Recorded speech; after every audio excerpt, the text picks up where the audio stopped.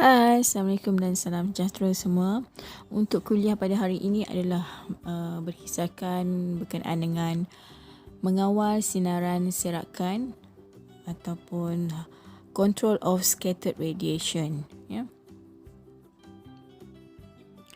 Kita lihat apa yang terjadi apabila sinar X masuk ke dalam badan pesakit. Okey, ada 3 fenomena yang akan berlaku. Pertama adalah transmitted atau pemancaran atau penembusan, iaitu pancaran X-ray akan melalui objek tanpa sebarang interaksi. Okay, contohnya yang ni transmitted, so dia akan tembus melalui badan pesakit. Okey, fenomena kedua adalah absorb atau penyerapan, di mana kesemua tenaga foton yang kita pancarkan akan diserap. Energi ni akan diserap oleh tubuh pesakit ya.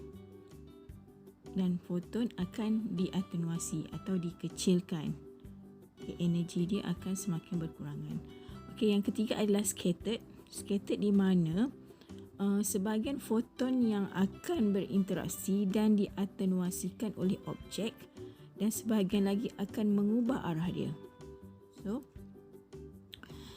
mana-mana scattered, dia akan merubah arah daripada arah dia berbeza daripada beam primer tadi. Beam yang pertama atau primer beam tadi, dia akan scattered atau dia ubah arah laluan. So ini kita panggil sebagai scattered radiation.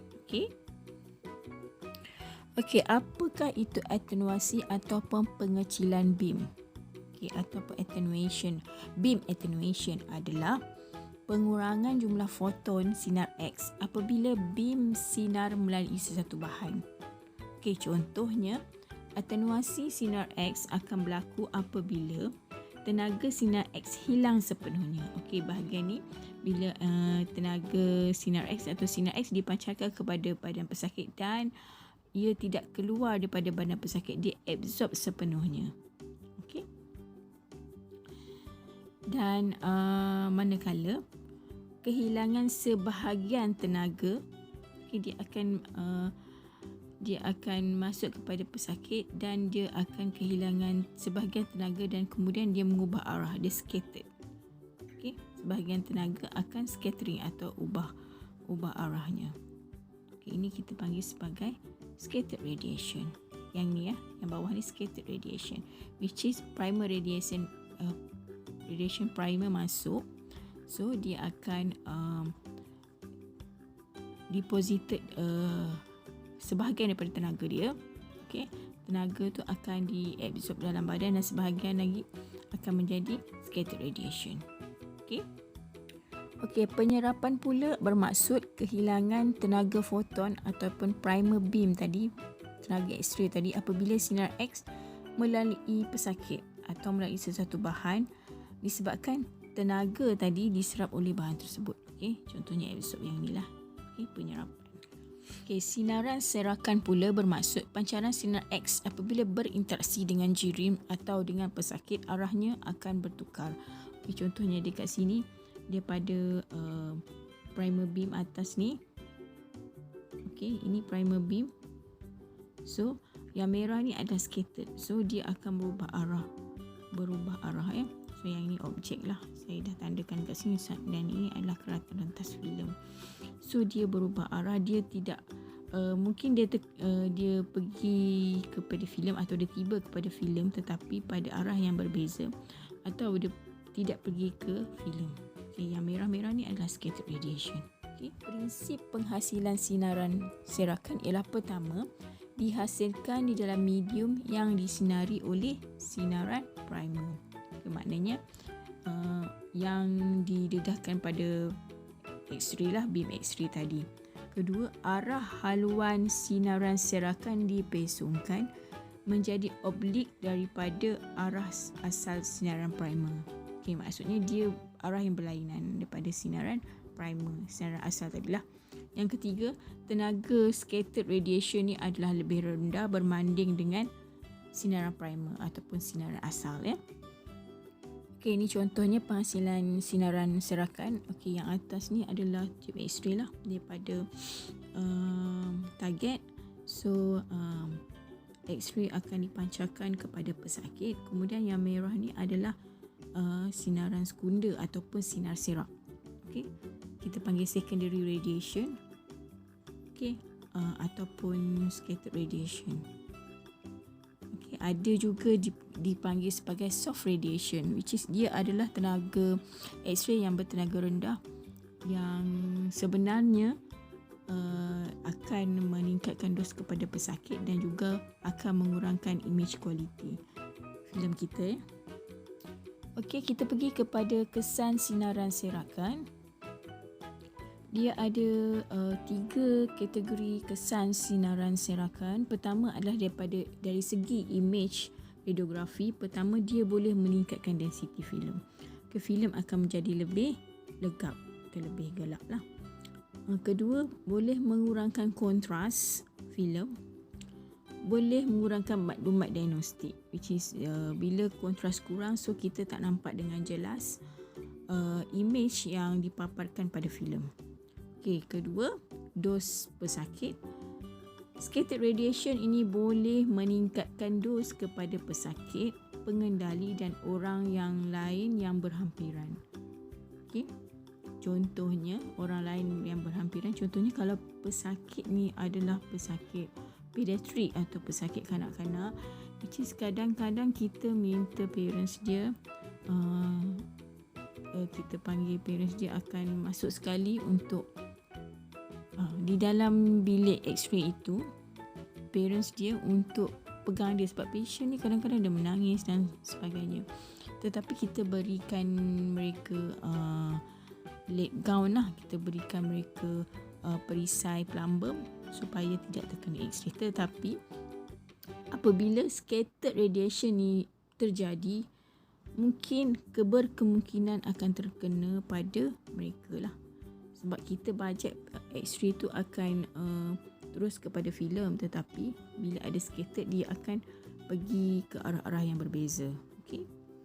Seterusnya adalah dari segi peralatan, ia boleh menjejaskan fungsi pengendali alat penjangka masa dedahan automatik ataupun kita panggil sebagai AEC. Bagaimanakah kaedah mengawal sinaran serakan tersebut? Okey, kita lihat ini. Terdapat 2 kaedah untuk mengawal sinaran serakan. Pertama, dengan mengurangkan kuantiti sinaran serakan yang dihasilkan. Kedua, dengan menghalang sinaran serakan tiba ke filem. Okay. Bagaimana? Saya akan terangkan. Untuk kaedah pertama, iaitu dengan mengurangkan kuantiti serakan yang dihasilkan, kita menggunakan teknik kolimasi. Okey, jika beam primer ataupun X-ray beam dikolimatkan, isi padu tisu yang disinarkan adalah lebih kecil. Bermakna kita dah kolimasikan, kita dah sempadankan bahagian yang hendak di X-ray sahaja. Contohnya bahagian dada, so kita sempadankan bahagian dada itu sahaja. Okey. Contohnya kita nak X-ray bahagian femur pesakit, kita sempadankan bahagian femur sahaja, kita kolimatkan.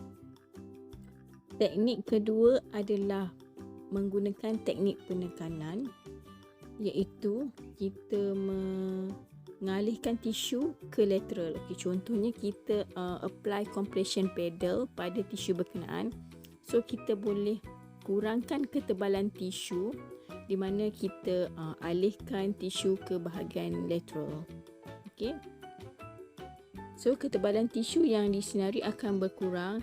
Oleh itu kita boleh menggunakan nilai KVP yang kurang.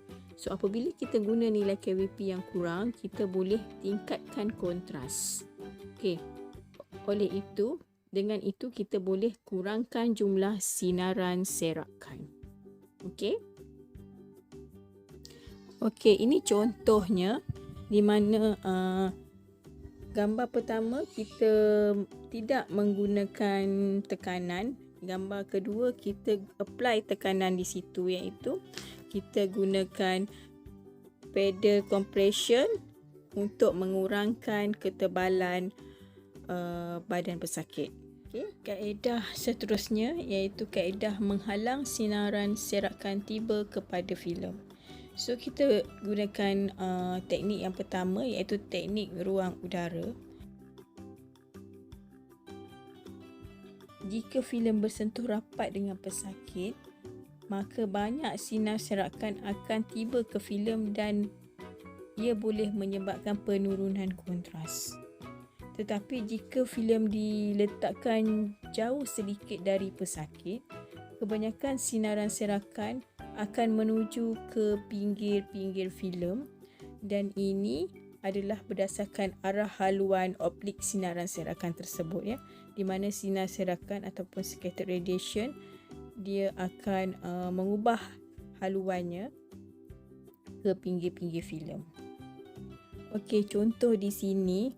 Okay, untuk gambar pertama kita lihat filem ini rapat dengan badan pesakit. So kita nampak scattered radiation ni akan tiba pada filem, banyak tiba pada filem. Tetapi apabila kita letakkan jauhkan sedikit atau kita apply gap sedikit pada filem, antara filem dan objek ataupun tubuh pesakit ni objek, ya.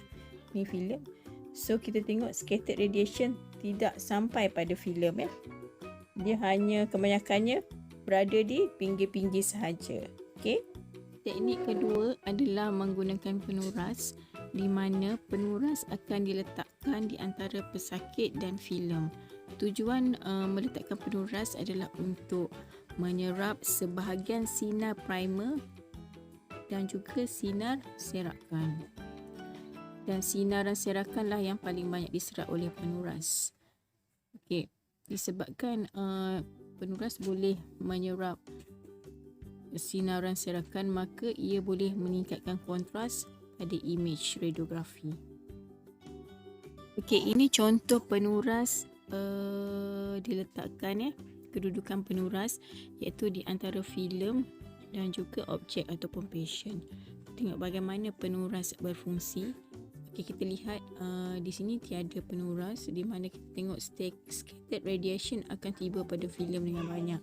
So manakala penuras akan filtered ke semua kebanyakan scattered radiation supaya tidak sampai pada filem, ya. Teknik ketiga untuk menghalang sinaran serakan tiba ke filem adalah dengan menggunakan grid anti serakan. Sinaran serakan diserap oleh jalur-jalur plumbum. Okey, kita tengok dekat gambar ni, ini adalah grid iaitu jalur-jalur plumbum, lead strips, ya.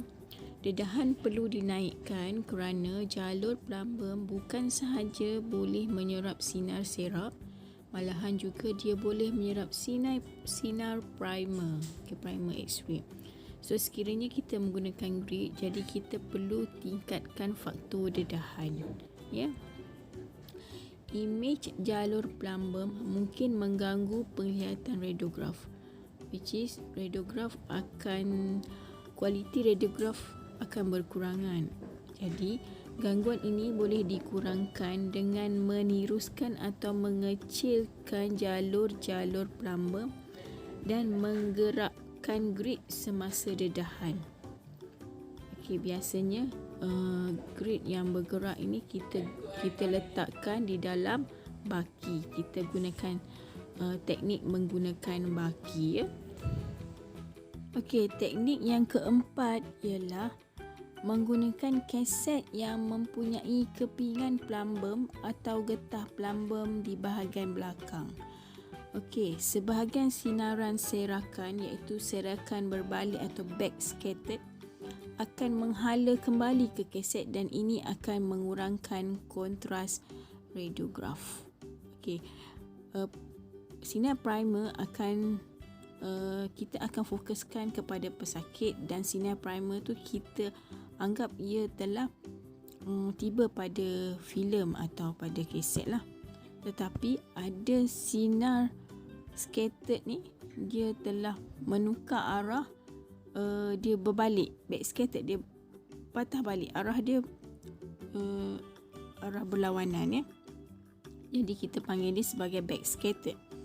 Kaset yang mempunyai bahagian belakangnya berkepingan, plumbum atau getah plumbum akan menyerap serakan primer sebelum ia menghasilkan serakan berbalik. Okey. Jadi kita tak nak terjadinya sinar serakan ini dan ia tiba ke filem, jadi kita menggunakan kaset yang mempunyai kepingan plumbum ya. Okey, di sini contohnya untuk gambar pertama adalah guna kaset biasa. Dan yang kedua guna kaset dengan kepingan plumbum di belakang dia. Apa yang terjadi apabila kita tidak menggunakan kaset yang mempunyai plumbum, maka sinar primer akan transmitted ke terus, ada yang sebahagiannya transmit melalui kaset atau filem, kemudian dia tiba pada objek selepas kaset tersebut dan dia scattered kembali kepada filem. Okey, bagaimana kita nak mengurangkan kadar backscattered radiation? Kita tak nak backscattered ni, backscattered yang menghala balik tu kita tak mahu. Jadi kita gunakan kaset yang mempunyai plumbum. So di mana apabila kita letak plumbum, maka kaset tu tidak terkena backscattered. Plumbum ni akan absorb sepenuhnya ke semua X-ray beam yang tiba pada plumbum tersebut. Jadi dia tidak transmit terus ke bawah. Okey. Jadi ini untuk mengelakkan backscattered terjadilah, dan kurangkan backscattered untuk tiba pada filem ya. Okey, seterusnya kita pergi kepada ketidakfungsian ataupun malfunction kolimasi dan pemusatan beam. Pertama, sekiranya tiada kolimasi, isi padu tisu yang disinari akan meningkat dan menyebabkan pertama, peningkatan dos pesakit. Okey, sekiranya kita tidak kolimate pada bahagian-bahagian yang kita hendak imagekan, jadi dia bahagian itu akan menjadi lebih besar. Okey, semakin besar bahagian untuk didedahkan, semakin besar bahagian yang kita hendak dedahkan, maka semakin tinggilah scattered radiation yang akan terjadi. Apabila scattered radiation tinggi, maka ia boleh meningkatkan dos pesakit. Okey, apabila meningkatkan dos pesakit, maka dia akan kurangkan kontras. Apabila kontras berkurang, maka kita akan kurangkan kualiti image tersebut. Okey, seterusnya, sekiranya penjajaran beam tidak tepat. Penjajaran beam itu ialah daripada tube X-ray itu pergi ke filem. Sekiranya ia tidak tepat ataupun dia sengit dan sebagainya, atau mengalami herotan, maka ia juga boleh menyebabkan scattered radiation. Okay. Contohnya, biasanya X-ray akan bergerak secara lurus lah. So ini kita akan buat satu test untuk memastikan X-ray itu akan bergerak lurus daripada tube X-ray. Tetapi sekiranya ia tidak lurus, dia tidak tepat atau herut begini, dia akan menyebabkan blurring pada image, herutan pada image. Okey. Kedua, jika grid digunakan, kesan herutan akan mengalami magnifikasi. Okey, jika grid digunakan, kesan herutan itu akan lebih besar dan menyebabkan kehilangan maklumat pada diagnostik. Maknanya kehilangan maklumat patologi, atau kita punya radiograf tu akan jadi blur, akan menyebabkan herut, akan menjadi gambar tu tak cantik. Yes. Gambar tu sepatutnya elok, dia menjadi sengit dan sebagainya ya. Itu saja sedikit sebanyak tentang penggunaan grid dan juga cara untuk mengurangkan sinar serak dan juga backscattered pada filem, dan juga apakah kesan sinar serak ke atas filem dan juga ke atas pesakit. Okey. Itu sahaja untuk kali ini. Terima kasih semua. Untuk yang seterusnya, saya akan minta pelatih-pelatih mencari beberapa maklumat berkenaan dengan grade ya. Okey, terima kasih. Bye.